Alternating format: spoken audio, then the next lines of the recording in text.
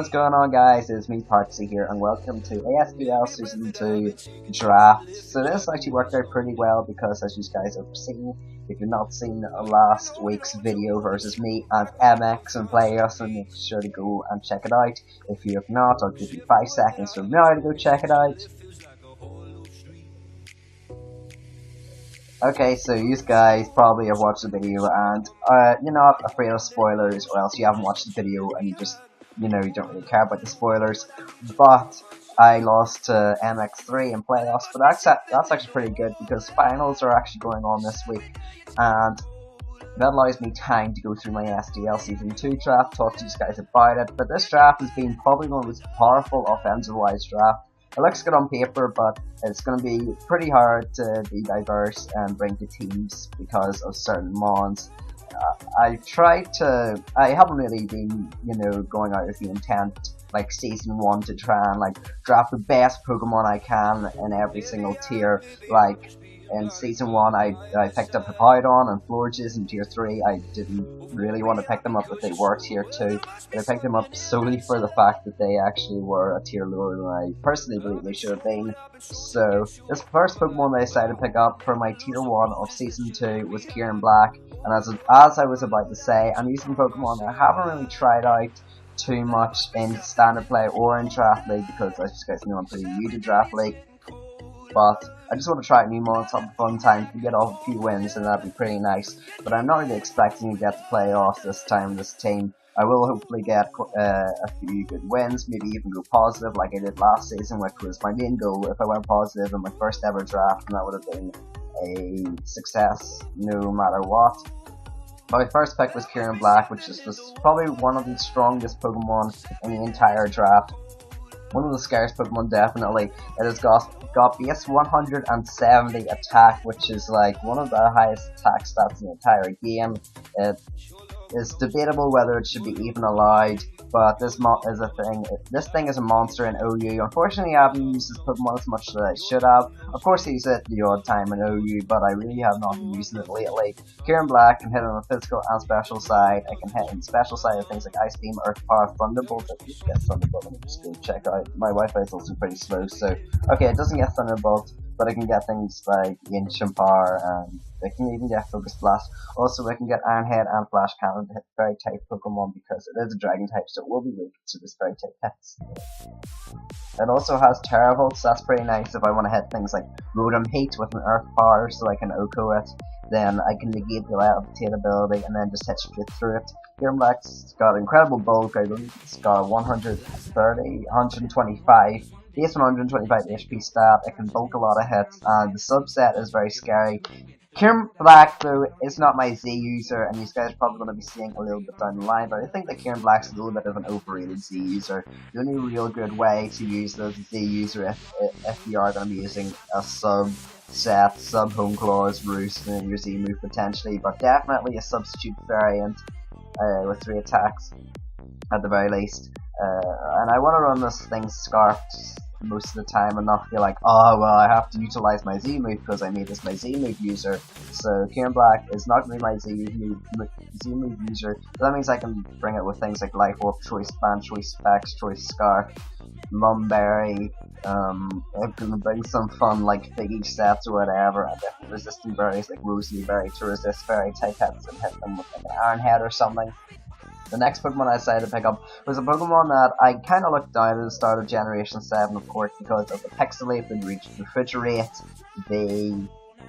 Basically any move that ends in 8 and boosted normal type moves to the stab, or usually to the stab of the attacker. So like Pixelate would turn normal type moves into Fairy type moves. Refrigerate would turn normal type moves into Ice type moves, but that has been nerfed now from 1.3 times power to 1.2. But this thing still gets Pixelate. It can hit pretty hard with Choice Specs. It also has a very good Clerics that pairs out well with Kyurem Black. I'm pretty sure if I didn't pick this Pokemon up this round, it would have got snagged because it is usually a round 2 pick. It is also a tier 2 drop from tier 1 to tier 2 because of the nerf of Pixelate, but I still think Sylveon's pretty good. It's D ranking in UU, but hopefully I can prove that it's pretty good in this league. I believe Baton Pass is allowed, so I can Baton Pass Wishes And I can also go for Heal Bell. This thing is a very solid cleric with base 130 special defense stats, so it can actually take things like flash cannons pretty well, and it can also use choice specs pretty well. Things like Moonblast, it can hit with Hidden Power Fire if I'm going up against something like a Ferrothorns or something along those lines. And then I can hit with 2 other moves. I want to make sure this thing gets, like, I believe it gets a psychic type attack. And it also gets the screen, so that's pretty nice. It gets Shadow Ball. Doesn't get any psychic type attacks from what I believe. Weird. I thought I might be getting it mixed up with Primarina, but still. Do not underestimate the spec set, but I'm probably going to be bringing this as a defensive Wishpasser most weeks, as you usually do with Sylveon. So this next Pokemon I said to pick up was Heatran. Now, this wasn't my original pick, but it actually works out on my team pretty darn well. The reason why I picked up Heatran is because MX3 had drafted Tapu Bulu and Mega Latios. If you guys don't know, Bulutran is insane. Paired with Mega Latios, we cannot allow that. People come to me like, you haven't picked up your Steel type Pokemon, please pick up Heatran. So I decided to pick up Heatran, mess up my speed tierings, but oh well, what are you going to do? It gives me a Stealth Rock user, and Heatran is probably one of the best Pokemon in OU just because it has a very good typing. It is a special defensive wall in OU, but this thing can also be choice specs. It can be very offensive with things like Magma Storm, Earth Power, Shadow Ball, Thunderbolt in Draft League, and it can just generally do a lot of shenanigans. It can also toxic other things, and it can definitely bulk a lot of hits. If I'm fear ground type attacks, I can use Shuckle Berry, or I can bring it in on Air Balloon. So just Magma Storm is pretty good as well, because if you guys do not know what Magma Storm is, it's a base 100 fire type attack, which also gets boosted by stab, and basically traps an opponent, and every time an opponent is trapped by Heatran, it will be taking 12.5% of damage. So if I can do that, deal 12.5% of damage, deal Magma Storm damage, and then protect, and that's 25%. If my opponent is carrying no leftovers, plus also the original Magma Storm damage, so I can start racking up. And Heatran is a very diverse Pokemon. It can be brought in many different ways as a defensive Stealth Rock setter, offensive, and it can also get Roar, I believe, so it can phase mons out if it is scared of being set up on. Next up is my favourite little ducky. Now, I have seen a lot of people use this, and I've actually been terrified every single time I've went up against this in Draft League format, because it's so scary. It's especially defensive wall. As a defensive wall, you almost every single time have to run a knockoff user to actually get rid of it. It's a Violite. I have a chance of taking it down. But Porygon 2 with an Eviolite is incredibly annoying. If you do not knock off your Eviolite or have a good fighting type Pokemon, chances are this thing is just going to wall your entire team by Toxic Stalling. It gets some pretty good coverage of things like Ice Beam and Thunderbolt. And Tri Attack's a pretty nice move because there's a 20% chance to burn, freeze, or paralyze.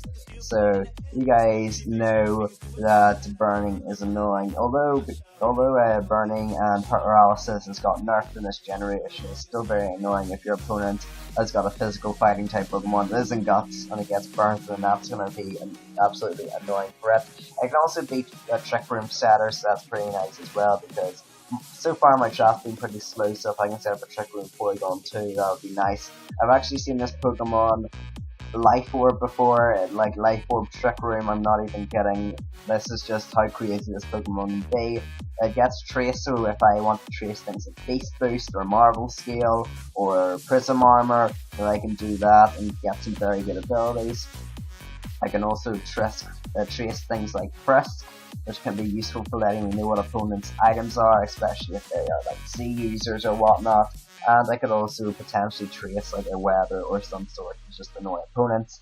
But that is generally Porygon 2. I can't wait to use the Pokemon because every single time I went up against the team with it, most of the times I'm like, darn it, this Pokemon's so scary versus my team. And I said enough today. This time I'm actually going to be the one dropping Porygon 2 and forcing people to bring knockoff or the fighting type Pokemon. And I'm just going to hopefully stall out half of opponent's teams, honestly.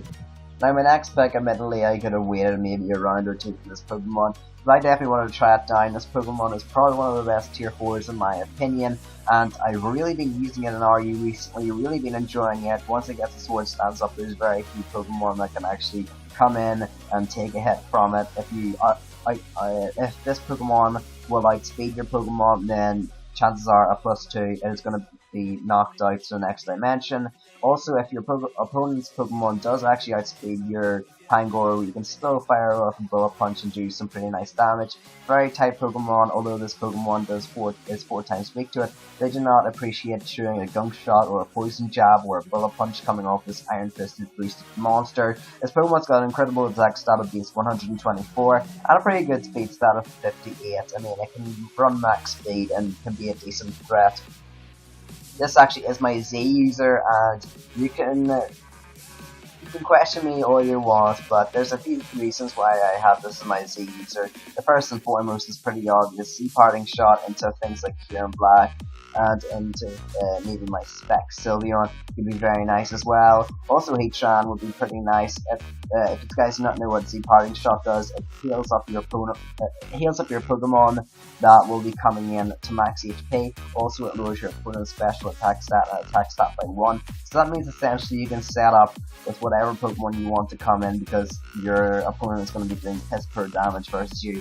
I can also use things like Poisonium Z, Gunk Shot, Steelinium Z, Bullet Punch, and I can also, if I don't feel like Swords Dancing or feel like taking more defensive route, I can bulk up as well. So I can set up Swords Dances and things like that, and then also fire up Z moves. I also can get Tectonic Rage, Earthquake, or Draconium Z, Dragon Claw.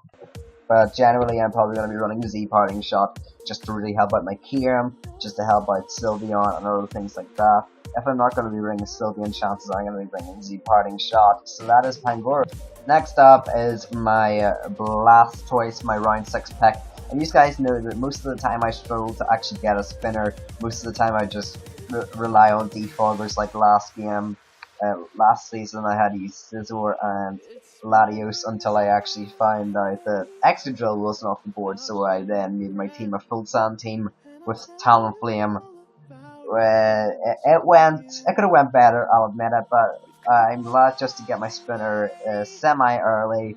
Blastoise is a pretty reliable spinner. Chances are if you send this thing out, it'll do its job. It'll get off a rapid spin. It might get off some extra chip damage with a thing like Ice Beam, or it can get off Scald. It can Toxic as well if you want to. You can run this thing a majority of ways. Leftovers, Shuca Berry, it can run...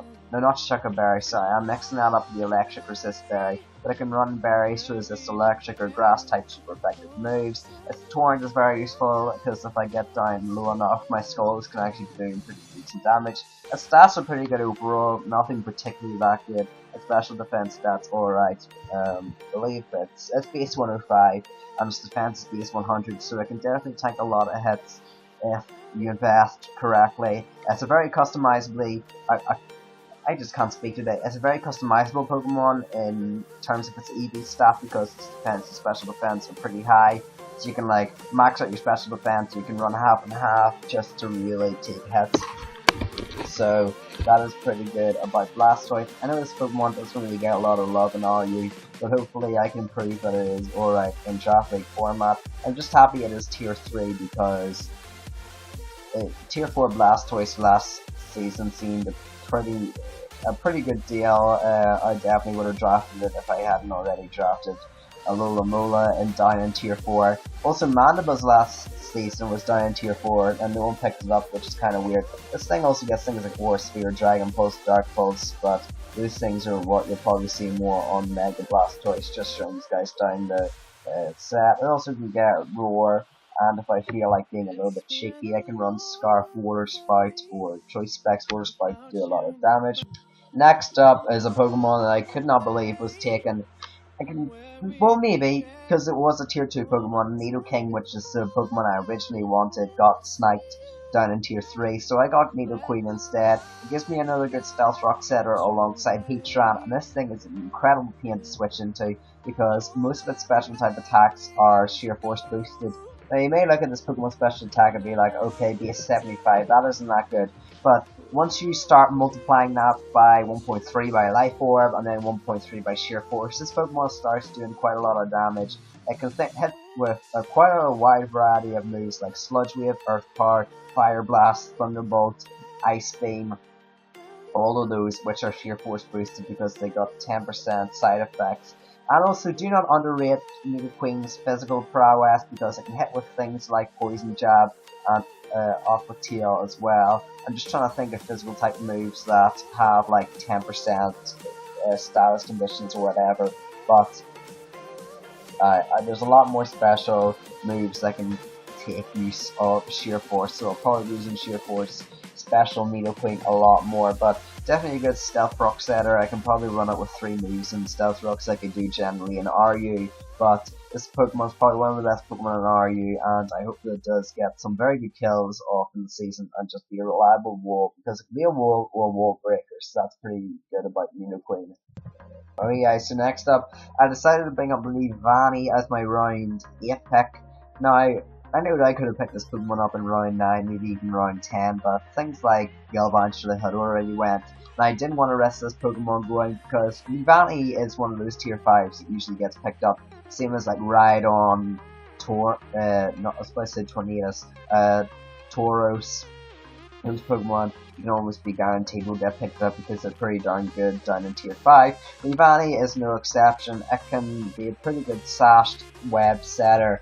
And I definitely wanted to pick this Pokemon up early. I know that people might have been saying, oh, you jumped the gun by picking up Leavanny this early. But it's very good with a sash, and it can also set up webs pretty effectively. It really does not fear much, and if you say, oh well, this Pokemon's got a pretty low speed stat of, I believe it's got like around 80, okay, 90, it's got a base 92 speed stat, but most of my team is pretty slow up until this point, so if I set up webs, then I'll be helping them out a lot. Also, you might be saying, oh well, you know, Leavanny's only got a base 92 speed stat, so things that are over base 92 can taunt it. Well, the thing about Leavanny, which Galvantula or Masquerain, which are tiers above it, don't have, is that this thing gets Magic Coat, and that means that it can bounce its taunt back. So if I feel like opponents are going to be running like Taunt and their Crobat or something, then I can Magic Bounce their taunt back, and that means they can't go for taunts anymore, and I can freely set up webs. Of course, I'm not really the biggest fan of setting up or using webs in general, because I find them to be unreliable. I find the web setters to be unreliable. That's why never will I draft Galvantula, because Galvantula for a tier 3 I really don't like, because it's a fast Pokemon, yeah, but you set up webs and you get knocked down to 1 HP, and then you get like a Thunder off, and that's essentially your Galvantula gone. It does force your opponent to Rapid Spin or Defog and play a different playstyle, but generally I really do not want to have a 5v6 and get up webs and maybe do 50% or 40% to a Pokemon. That exchange does not sound good to me. But I decided to try out Leavanny. Maybe, you know, this Pokemon will allow me to change my opinion on webs, but this Pokemon gets some decent abilities as far as I believe. It gets Swarms, so that means it does get knocked down to its Focus Sash.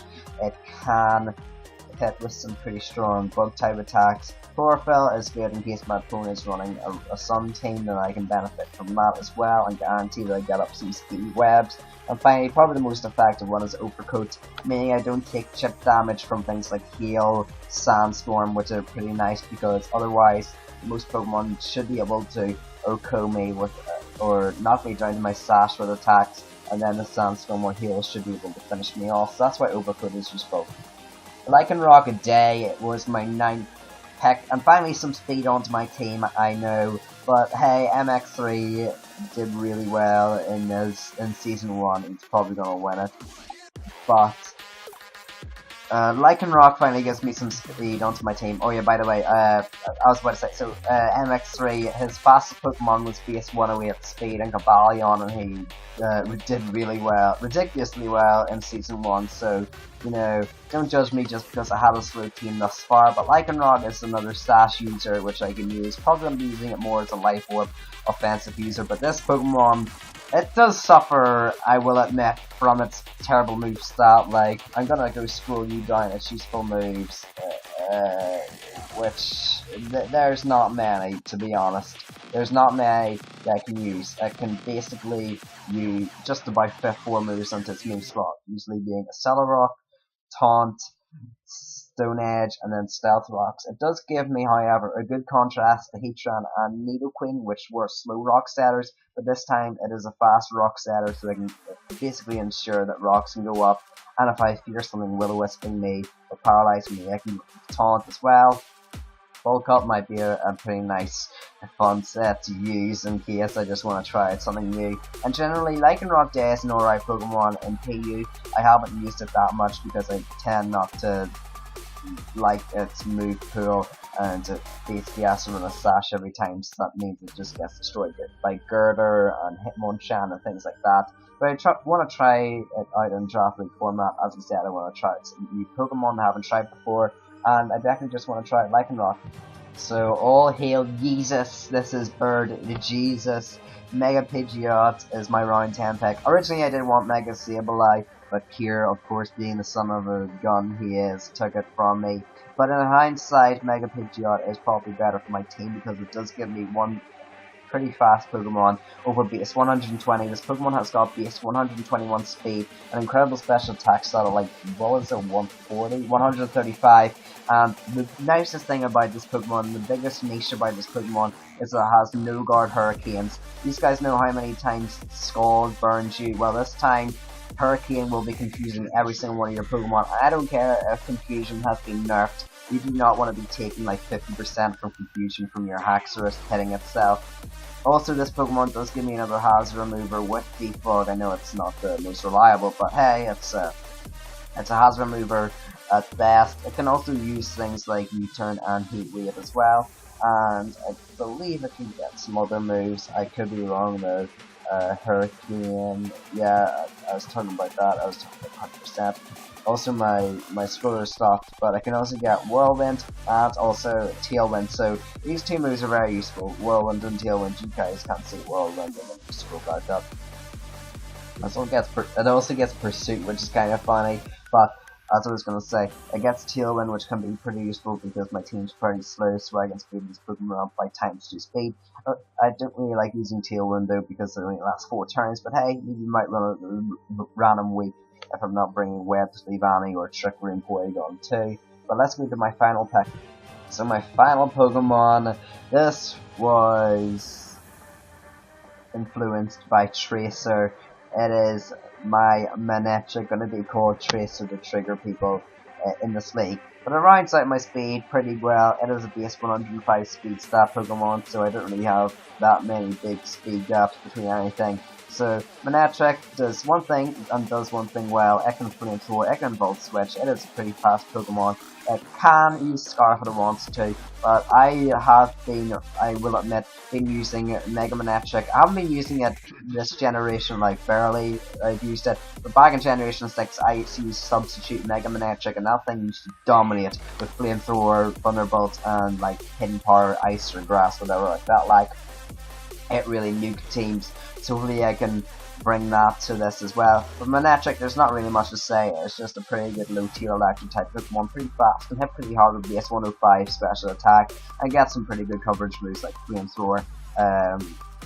It can just give me a Volt Switcher, so that's pretty good for my Volt turn if I do want to use that. And it also gets a Lightning Rod, so it can switch into electric type attacks and boost the special attack on one more stage. So generally I think I've made a pretty good team. It's pretty offensive, but I just wanted to try out a difference to the usual bulky teams that I draft, like in the PvE and the SCL Season 1. Hope you guys did enjoy. If you did enjoy, make sure to hit that like button, subscribe, notifications on, and comment down below. Thanks guys for this video, and I'll see you guys in the next video. Goodbye.